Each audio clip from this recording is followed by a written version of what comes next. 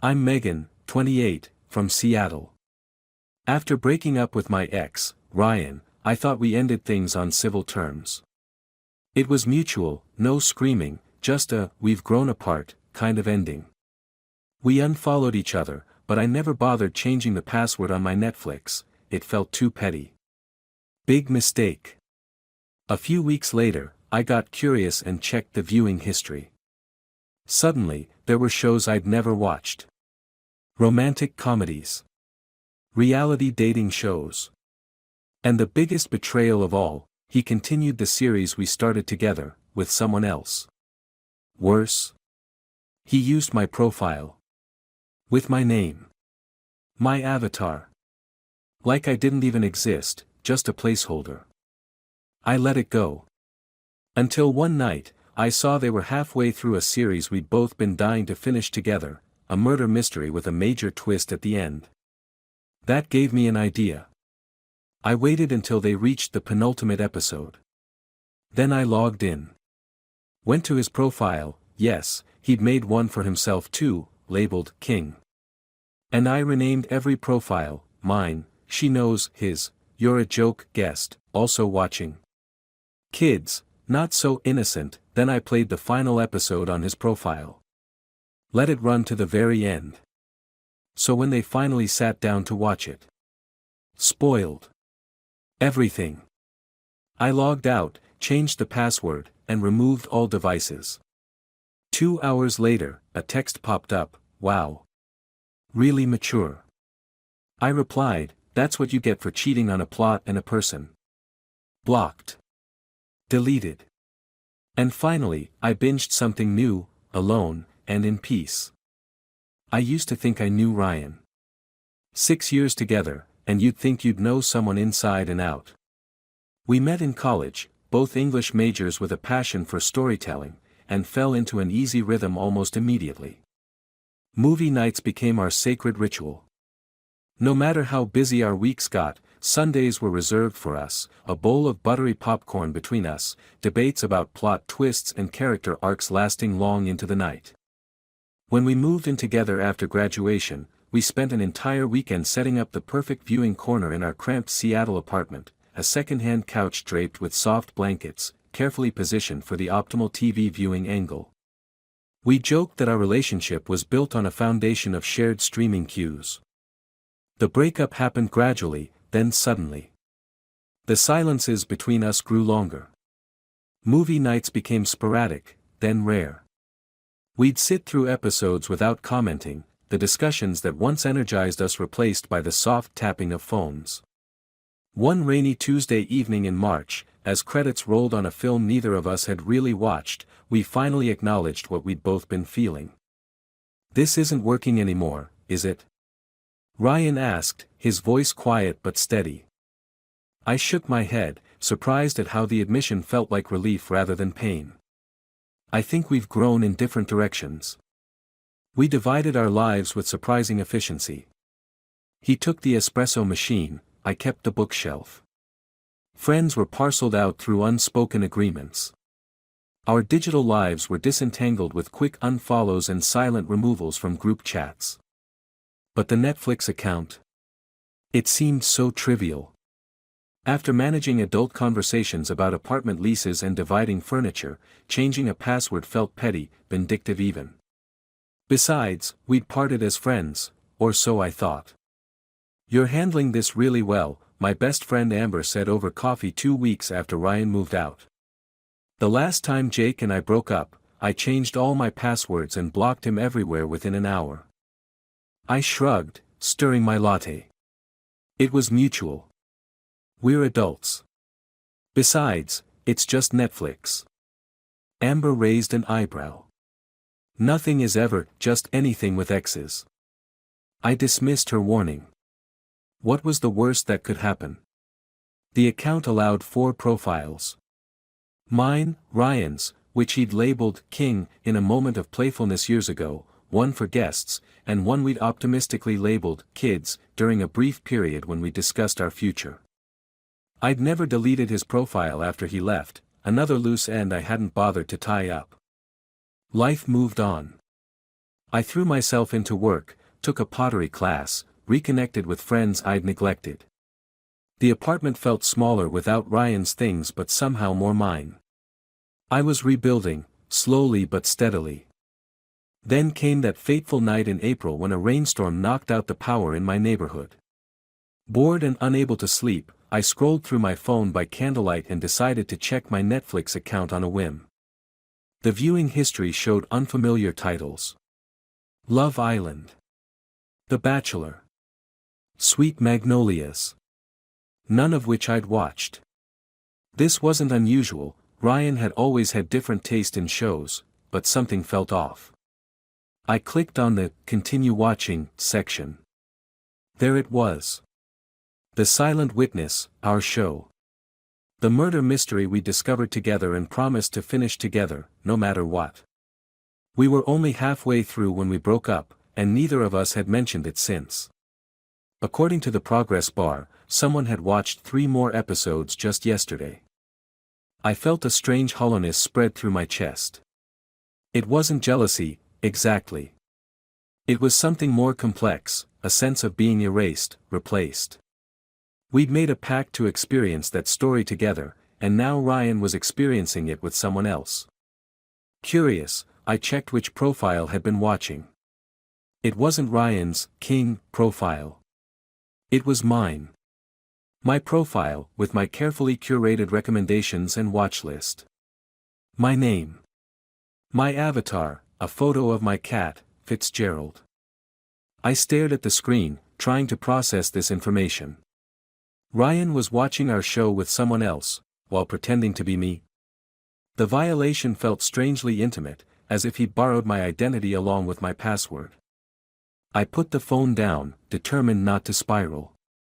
It was just a streaming service, after all. Not worth the emotional energy. I'd change the password tomorrow and be done with it. But the next day came, and I didn't change it.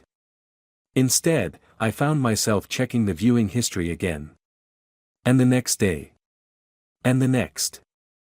I became a digital detective, tracking their viewing patterns, noting how they'd binge 3 episodes on Friday nights, our old movie night, how they'd watch cooking shows on Sundays, when Ryan used to meal prep for the week. It was like watching the ghost of our relationship, but with someone else in my place. 2 weeks into my surveillance, I noticed they'd started The Silent Witness again, this time from the beginning. They were systematically working through it, episode by episode, creating new memories over the ones Ryan and I had shared. This show we'd analyzed for hours, developed theories about, connected over, now being experienced with someone else while using my digital identity. I mentioned it to Amber during our weekly brunch. "That's messed up," she said, stabbing at her avocado toast with unnecessary force. "It's like he's trying to recreate what you had, but with her." "I don't even know if it's a her," I said, though we both knew it was. "You should cut him off," Amber advised. "Change the password, block his number, be done with it." "I know," I agreed. "I will." But I didn't. Instead, I kept watching them watch our shows. It became a twisted ritual, checking what they'd seen, imagining them curled up on some couch, our couch. Had she moved into our old apartment, laughing at the same jokes Ryan and I had laughed at? Then came the night when I saw they'd reached episode 8 of The Silent Witness, the penultimate episode. The one right before the massive reveal that would change everything about how you understood the previous episodes. The twist we'd been theorizing about for months. Something inside me snapped. This was our mystery to solve together. Our questions to answer. Our theories to confirm. And Ryan had made it theirs instead. That's when the idea came to me. If he wanted to watch our show with someone else, fine. But they wouldn't get the satisfaction of experiencing that final revelation together as Ryan and I had planned to. I waited until 3 a.m., when I knew they wouldn't be watching. I logged in, navigated to Ryan's King profile, and played the final episode. I watched the whole thing, absorbing every revelation, every twist, every answer to the questions we'd spent months debating. The murderer's identity. The detective's secret past. The witness who wasn't silent after all. When it finished, I felt a strange mix of emotions: satisfaction at finally knowing the truth, sadness that Ryan and I hadn't discovered it together as planned, and a growing sense of righteous anger that he thought he could simply replace me in our shared stories. That's when I went further. I navigated to the profile management section and renamed every single profile: mine, she knows, his, you're a joke, guest, also watching. Kids, not so innocent.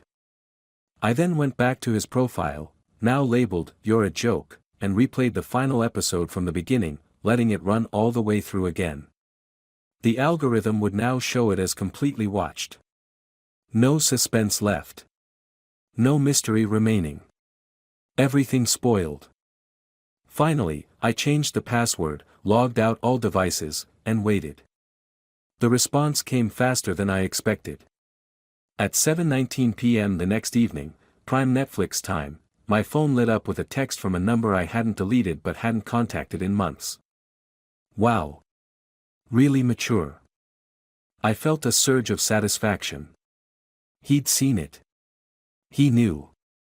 And judging by the timing, they'd settled in for their big finale viewing only to find my little surprise.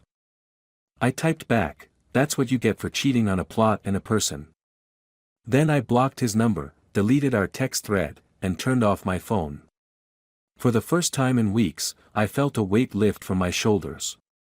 The tie was finally cut. I poured myself a glass of wine, settled into my couch, now draped with new blankets in colors Ryan had always disliked, and opened my newly cleansed Netflix account. The recommendations were a mess after Ryan's viewing spree, but that was okay. I'd build new ones. Create new watch lists. Find new shows to fall in love with.